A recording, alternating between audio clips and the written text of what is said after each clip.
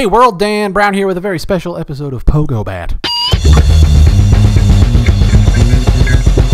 Today I'm going to be ranking the 2020 Democratic presidential primary field for the United States of America, ranking them according to my preference as opposed to power rankings. Those are really two separate conversations. It's not a list of who I think is the most likely to win the thing necessarily. It's more a list of just, my favorites. Okay, two separate conversations. Mainstream media does not do a great job in this country of differentiating between those two conversations. They're very caught up in the whole horse race element of it all. But let's just get right into it. I'm going to start with the category I have dubbed the absolutely unacceptables. 2020, this election, it's not just about Donald Trump and defeating Donald Trump. If we let Donald Trump define the contours of debate like that, we're already ceding ground to him. Okay, what this is about is runaway capitalism that is leading us to climate catastrophe that imperils our future, which is a nice way of saying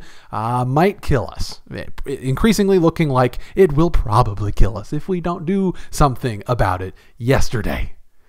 And at the very least in 2020. Okay, if the Democratic Party cannot rise to the challenge and be the vehicle by which we address this broader crisis that Trump is merely a symptom of, yes, a very bad symptom, but he is just a symptom of this deeper problem, then, in my view, it's time for the Democratic Party to no longer exist. At that point, they're just getting in the way. The old road is rapidly fading. Please get out of the new one if you can't lend a hand. The times they are a-changing. My rules, okay, the absolutely unacceptables include any billionaire, okay, no to Michael Bloomberg, no to Howard Schultz. I know they're probably going to run as independents, but they definitely should not have a home in the Democratic Party. This is not a moment for billionaires. And no radical centrists who came to prominence in the 80s and 90s. No to Hillary Clinton again. No to Joe Biden. Okay, no Biden. No Biden, Joe Biden. I recognize I might not get my dream leftist candidate. Okay, I am willing to compromise for the greater good in service of defeating Donald Trump or Mike Pence, whoever happens to be president, or whoever else might be president at that point. Who knows what we're in for over the next year or so. But there is a line, and the Democratic Party establishment needs to know that there is a line. If they don't want a repeat of 2016, the left needs an indication that the party establishment is looking to the future and not clinging to their past and people from their past that they might owe some fealty to. They feel as though they do. So anyway, those are the absolutely unacceptables. One step above that is a group I call the I can hold my nosers.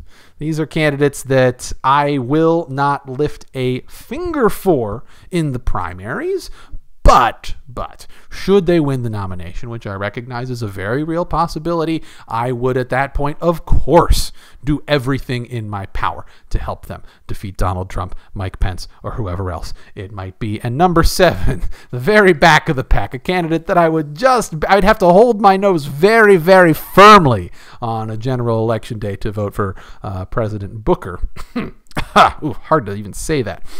His persona is so relentlessly sunny and cheesy that one could be forgiven for not knowing just how cozy he has spent his entire career with Big Pharma and Wall Street, and how aligned he is with Trump's education secretary Betsy DeVos when it comes to their shared goal of privatizing public education, replacing public education with charter schools, right? Cory Booker is the son of corporate executives, and the importance of corporate power, I think, is just central to his worldview. I think he takes it for granted, and he's risen to power in New Jersey, which is home to all sorts of the largest corporations and hedge funds, and a lot of the people who work on Wall Street. A lot of the work of Wall Street is done in New Jersey these days. Wall Street is just kind of an avatar.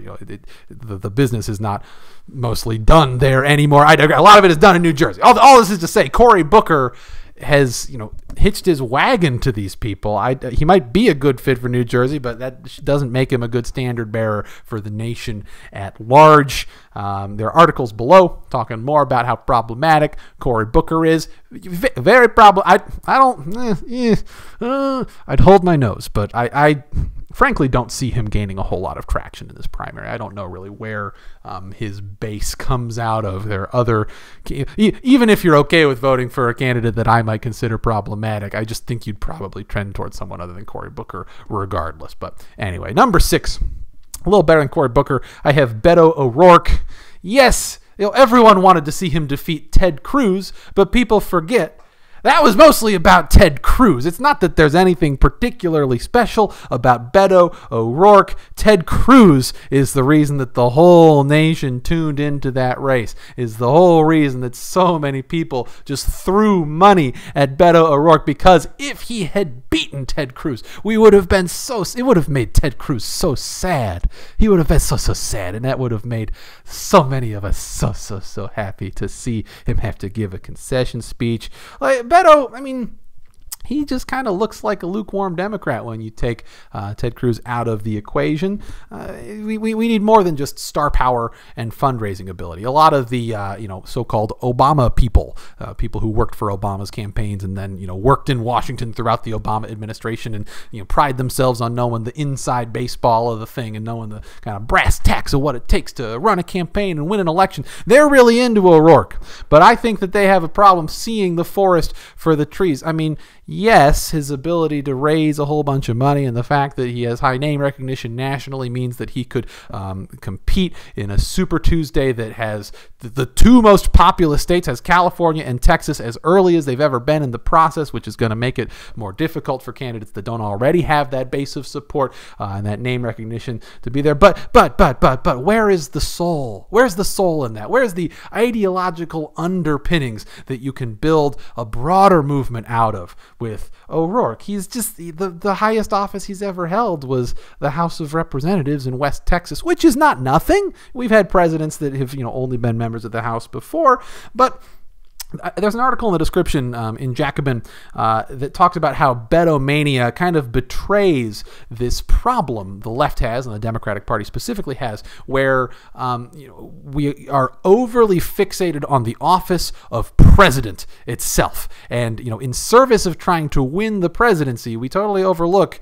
down-ballot races. Throughout Obama's entire administration, Democrats suffered really, really damaging losses in state houses. In elections for dog catcher, Republicans made inroads, and it's going to take decades to undo the damage being done by Republican state legislatures all over the country. O'Rourke, I think that he would be a representative of the same problem there that we had with Obama. He would definitely be a step forward for Texas. So let's keep him there. I'm not so sure that he'd be as big a step forward for the U.S. overall. Not sure that he should be the standard bearer. Coming in at number 5, have Kamala Harris. She's a former prosecutor, and she claims that she was a, quote, progressive prosecutor. But that means a very specific set of things. That means digging in your heels even when the personal politics become challenging, right? Standing by the values of a progressive prosecutor even when it's hard to do so. And when given opportunity after opportunity to do that, it's not really, it doesn't seem like she did. Okay, she fought to uphold multiple wrongful convictions even when there was evidence tampering and witness tampering. She appealed a decision by the California Supreme Court that made the death penalty unconstitutional in California. She was like, wait a minute, I want to still be able to sentence people to death. That's not a very progressive thing. She could have just done nothing. She could have done nothing, but instead she's like, I want the death penalty. She went out of her way to say she wanted the death penalty. She was asked about legalizing marijuana, and she laughed. I'm not saying that's her current position, but when she was a prosecutor, she definitely wanted to continue being able to toss people into jail for minor drug offenses. It sounds to me like a pretty typical cop, and I don't know that I want a cop to be president in 2020. Now, That was all a very long time ago, and I very much believe in allowing candidates for any office to demonstrate that they've turned a new leaf, that they've changed, that their horizons have been broadened. I mean, they are people too, right? And there are a lot of things to like about Harris. You know, I would like to be able to support Kamala Harris, but when given the opportunity to talk about her problematic past as a prosecutor, she offered no apologies. She was on CNN recently and she dug in her heels. She's, running on her record as though it is pristine and as though people on the left can just be okay with it and should just be okay with it. She deflects from the questions rather than wrestling with them. And I can't help but feel a little bit gaslit in those moments. Like, Kamala Harris, why can't you reach out and try to put me at ease? I don't know. Maybe I'm not the sort of voter that she wants. Maybe she's given up on voters from the left and is trying to play to Hillary Clinton's coalition. Like, I do believe that Harris is more likely to pursue criminal justice reform in a genuine way than Cory Booker, that I trust Cory Booker to pursue, reform of Wall Street or, the big pharmaceutical companies. Like, I can see where maybe the problems as a prosecutor come from the problems of being who she is, occupying a position of power and feeling like if she really stood by her deep down ideals, that it would imperil her political future. And that's a calculus that, people like me never have to make, that a lot of politicians never have to make. But at the same time, like, that's a lot of rationalization that I'm doing to try to figure out a way that I can support her.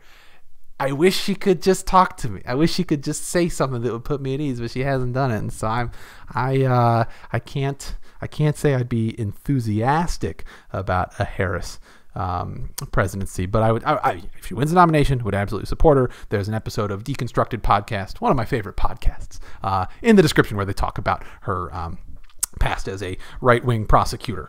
Number 4, have Kirsten Gillibrand. When she was first elected to the United States House, she was solidly, obviously, it was self-described, I would guess, a conservative Democrat. Okay, she was serving a district in upstate New York that was center-right, so her politics matched. She voted for George W. Bush's tax cuts. She voted to expand the surveillance state, against gay marriage, all sorts of anti-immigrant positions. But the funniest thing happened. Okay, Obama was elected president, and he made Hillary Clinton his Secretary of State, which meant that there was a vacancy for a United States Senate seat in New York, and she was appointed to fill it. And the minute she had an opportunity to, she was like, boom, I'm to the left now. And she became a pretty run-of-the-mill Democrat, a pretty center-left Democrat, kind of what the average Democrat would be. And yet again, before running for president, she has tacked left. It's like every opportunity she has, she does tack left. And like I was saying earlier, I absolutely believe in giving candidates an opportunity to demonstrate that they've turned a new leaf. And, even if I am somewhat skeptical of what might be in her heart of hearts, I mean, her political mentors were Hillary Clinton and Chuck Schumer, who, are both very problematic in their own right, both very cozy with Wall Street. And Gillibrand, of course, is also cozy with Wall Street, would need a sign of good faith that, she would do something about the excesses of capitalism and the excesses of Wall Street. And I'm not certain that she'll do that, but before running for president this time, she was the first senator to come out in support of abolishing ICE. She was the first senator to come out in support of a federal jobs guarantee. Those are real deal policies. Okay, that's great to hear. And if she has evolved, if she seems like an open book. I want to give her the chance to demonstrate that she really will fight for those things, and regardless of what she really believes. If she campaigns on those issues, if she makes promises during the presidential campaign and ultimately wins, it doesn't really matter what she thinks. She's going to be tied into delivering on those, or else it will imperil her re-election prospects. And so, she could be a force for good. I was surprised that Voices I Trust, once again on Deconstructed Podcast, link in the description. I was surprised. I kind of lumped her in with the candidates that I mentioned immediately before her as being like hopelessly centrist, like I could never support her. But sounds like people that I trust are at least open to where she might land as we get a little bit further into this primary process. But I'm in wait and see mode. I'm in wait and see. I doubt that I would support her in a primary, but I might be a little more enthusiastic about her in a general election should she get that far. I want to take a break here from the exact numbered list to talk about what I'm calling the magical Christmas landers. Magical Christmas land is a term I'm borrowing from Magic the Gathering when you talk about a board state that is incredibly unlikely, but results in incredibly ridiculous things happening in the game. It's the same land where if a Bizarro World version of Dan Brown in 2015 was making this video for the Republican side, this would be the slide where I talk about Trump. Okay, so obviously it's possible. Obviously there's a question of, is there a Trump of the left? Is there someone who could swoop in out of the blue and use the power of their personality and camera skills to stand out from a really crowded primary field? I'm not going to try to assign a number to these hypothetical candidates because they're not politicians, so they don't have a record. So, we don't really know where they stand until they tell us where they stand. So they're all open books in that regard, and probably all over the map ideologically. And, any one of these people is not particularly likely to run in the first place. I mean, I would be surprised if we didn't have at least one celebrity on the debate stage, but maybe not. Maybe celebrities who are left-minded are less focused on, their own egos and satiating their own egos, and more willing to just let the people who have been politicians continue being politicians. Trump might be a unique right-wing phenomenon, is what I'm getting at. But I don't know. I think it's likely we might see, one of these people, or it would probably be someone else, just grabbing a name out of a hat. I don't know. There are so many celebrities, but I don't love the idea of the 2020 general election debate stage looking like an episode of Celebrity Deathmatch from 1999. Oprah versus Trump. Well, and Oprah, I should rule her out because she's a billionaire, and this is not a time for billionaires. If Oprah wanted to be president, she should have run in 2000 or 2004. I think we're just too late to ever have a billionaire president at this point. Another billionaire. If Trump is in fact a billionaire, which he probably isn't. He's probably lying about that. He lies about everything. I digress. Okay, any celebrity who is one, truly woke, okay, truly on the left side of the Democratic side of the political debate in the United States, and is knowledgeable, has done their homework, can rattle off, policy points and surround themselves with bright people who will continue to enrich their understanding of these issues. Any celebrity who's one, truly woke, and two, able to reach out through the camera and talk to the American people like people, not like, a politician, not feel like you have some canned lines that you've practiced. That, even if it doesn't wind up, carrying them across the finish line, becoming the Democratic nominee, I think there could be a really valuable role in the Democratic nominating process for someone like that. If nothing else, it just kind of forces all the other candidates and the eventual nominee to really look in the mirror and say, am I coming across as contrived? How can I fix that? How can I work with this person? And really briefly, my dream candidate is a radical left-wing Laverne Cox. Laverne Cox right here, she's famous from Orange is the New Black. My partner and I, we were driving to my partner's house, parents' house for Thanksgiving, and I had just read an article in the New York Times about how gay women have a remarkable, disproportionate hit rate when they run for public office.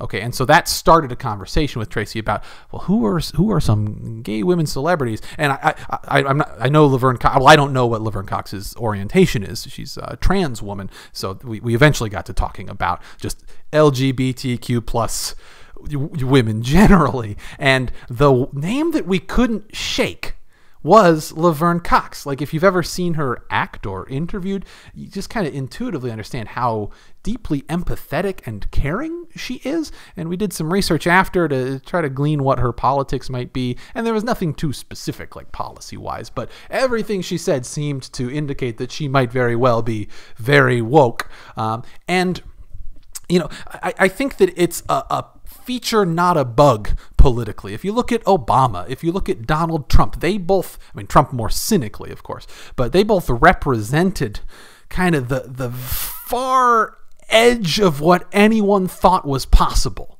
okay? And yet they won. Like, in a sense, that is a feature, not a bug, because if everyone knows that you being who you are could, of course, someday maybe become president, it's not aspirational at that point. There's nothing to really push for. There's nothing to prove.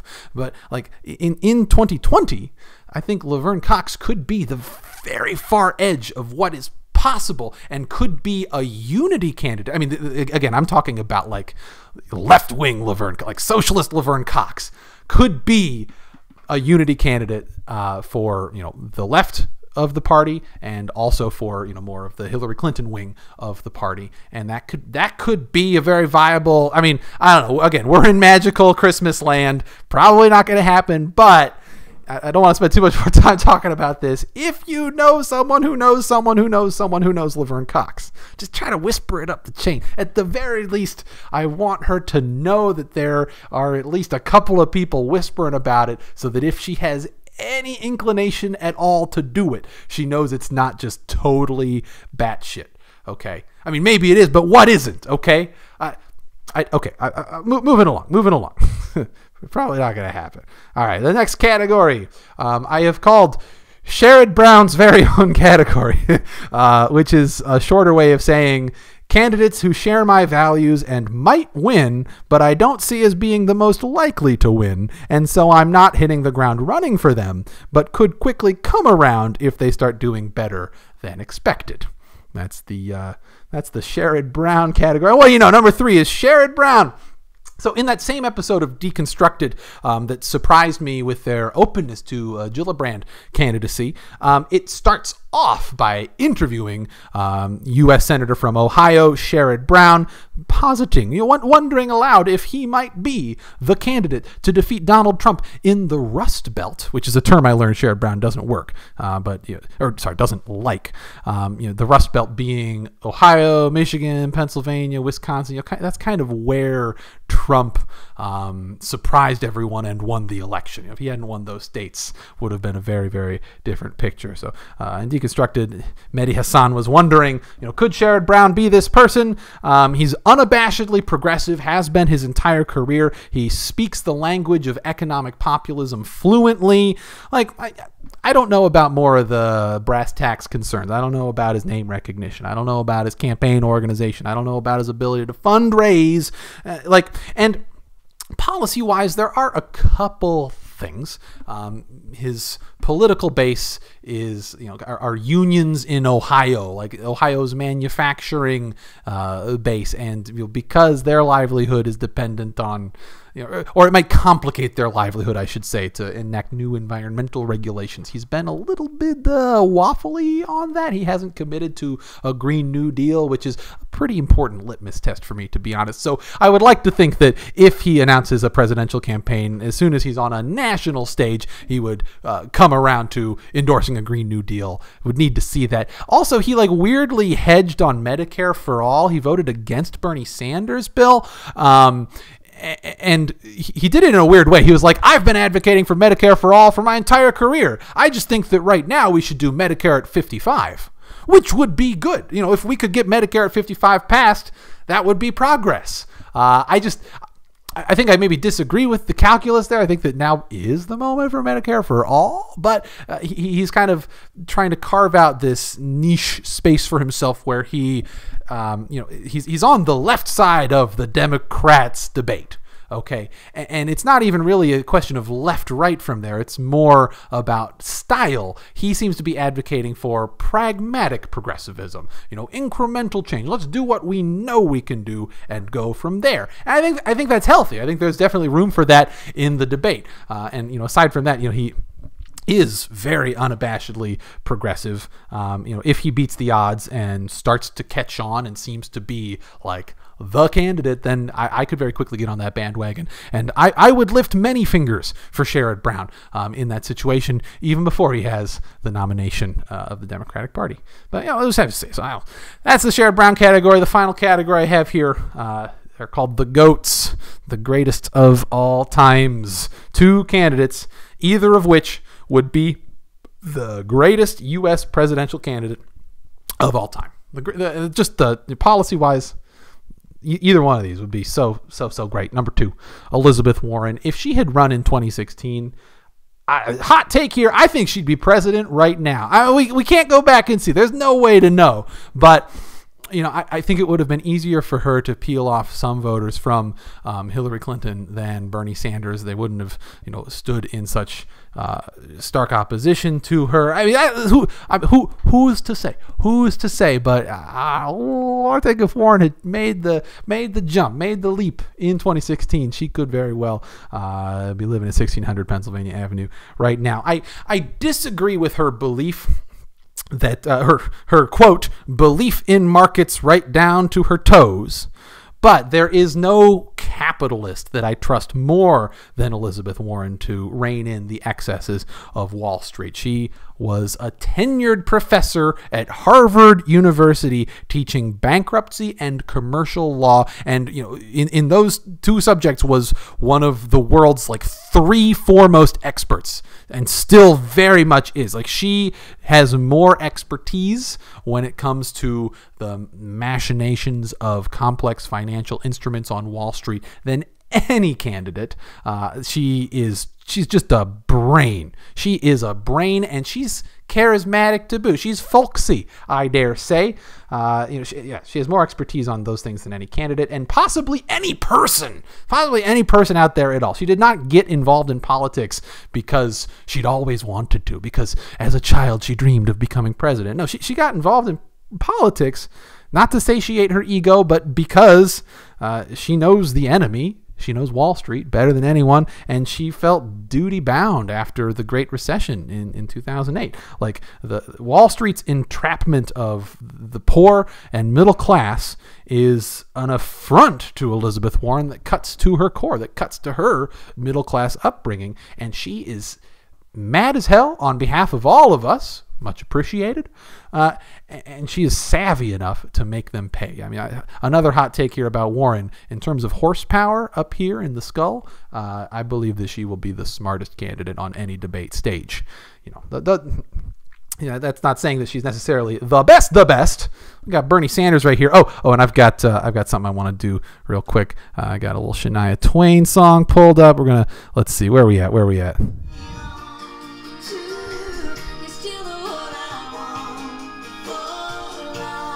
Maybe not for life. Not so into the monarchy thing. You're still the one the only one I dream of. All right, Bernie. Get it on, Bernie. Woo. He's still the one. He's the only candidate actively building a revolutionary movement rather than working within the confines of political norms, right? Sanders, Warren, and Sherrod Brown, I think, all share a core set of values. But where Warren and Brown want to reason with and regulate the system as it is, Sanders wants to topple it. And that's what I want to do too. And I think that's what a lot of Americans consciously recognize now that they want to, after Sanders ran in 2016. But I think he woke that up in a lot of us. And I think there's a lot of consciousness raising and waking up that can still be done through the 2020 presidential election process. Also, Sanders' 2016 presidential bid never really ended, right? He has the name recognition. He has the fundraising network. He has the volunteer army necessary to outflank the rest of the field. I was talking about this way back when we were talking about Beto, but Super Tuesday, that's March 3rd, 2020. It's the earliest that any state that's not Iowa, New Hampshire, Nevada, or South Carolina is allowed to have their primary. Well, has primaries for the two most populous U.S. states, California and Texas. So, if Sanders can leverage his volunteer army that's ready to go at the drop of a hat to do very, very well there to win those states, perhaps, he could very early in the process, by March 4th, have a delegate advantage that makes the math for any other candidate very, very difficult. So, not only does he reflect my values, not only do I think he has a strong chance of winning, a much stronger chance than he did in 2016, but I also think he is the only candidate really focused on building a movement more than trying to work within and tweak the knobs of the system as it exists right now. I mean, I would be happy to see Sanders as president, Warren as president, even Sherrod Brown should it happen. And the very last thing that I want to see is a dynamic emerging between Bernie and whoever else it might be, even remotely similar to the Bernie-Hillary dynamic. It's important to point out Hillary is to the right of everyone I've talked about other than that first slide of the absolutely unacceptables, which included Hillary. Okay, Hillary's to the right of everyone here. So, defeating Trump and Pence is almost the most important thing. Okay, as long as we're confident that, through defeating them, we are making serious progress towards saving ourselves from climate catastrophe. I mean, and even among my top tier of candidates, even among the GOATs, I have some things I'm looking for. I hope that Warren continues the process of reconciliation with the Cherokee Nation and with Native tribes generally. Obviously, she offended the Cherokee Nation most, but claiming an identity that is not yours affects all people of marginalized identities. She should have known better years ago than to try to claim that identity, and she definitely should have known better last year than to fall into Trump's trap. It's not my place to declare this issue over, ever. Yes, she has apologized, but I will continue to look to the Cherokee Nation and marginalized people to make sure that they're guiding all of us through the often awkward process of recognizing privilege and grappling with privilege and trying to create a world in the future where more people share in more types of privilege and fewer people feel marginalized and not represented. It was a big mistake, but at the same time, the powers that be in the mainstream media establishment that might feel threatened by Warren's progressivism, I think are disproportionately focusing on this story and trying to continue to stir the pot. But again, it's not my place to declare this story over. It's not Warren's place to declare this story over. And so, if the drip, drip, drip continues, so be it. She made her bed, and that's where it is. But again, I am skeptical of CNN's coverage of this. I'll just put it that way. As it pertains to Sanders, I hope that having a larger and more diverse field of candidates allows him to speak more eloquently about race and gender. In 2016, he definitely could have handled the Black Lives Matter protesters at one of his early rallies a lot better. He could have handled the debate question about spoiling history. It was the PBS debate, and Sanders was on the stage, Clinton was on the stage, and there were two female moderators on the stage, and they asked him, in the context of running against the first woman who might actually win the presidency, are you spoiling history? Think what you may about the question itself. It was kind of a softball opportunity for Sanders to say something that really spoke to the moment and built a bridge with Hillary Clinton supporters and brought some semblance of unity. And instead, what he said was I'd be historic too. No. He in both those situations sacrificed an opportunity to build a bigger coalition in service of staying on message, right? Stay on the economic populist message. That's what works for you. And I mean, I don't know. I don't know what was going on behind the scenes. I don't know how calculated any of this was. But I would like to think that a lack of complexity in the field of candidates kind of percolated its way into a lack of complexity in the discourse in that particular situation. And I'd like to see a little more nuance this go around from the person that I would like to see as the standard bearer for the party and the standard bearer for the movement that will hopefully save us all from climate catastrophe and runaway capitalism generally. So anyway, marathon of a video there. There you go. That is what I think about the primary field as it stands right now. I mean, there are many candidates that I did not touch on, did not talk about. Feel free to bring them up in the comments. If I didn't talk about them, it's probably because I don't really think they're running for, I mean, technically they're running for president, right? But some of them are really running for vice president or for a higher national profile that might let them run for governor or senator or whatever it may be, maybe a cabinet position. Who knows? There are a lot of these smaller time, but yeah, egg could be on my face in a couple years. Who's to say that, South Bend mayor, I learned how to say his last name and I have forgotten. It's not Buttigieg, but that's what comes to, it's something like that.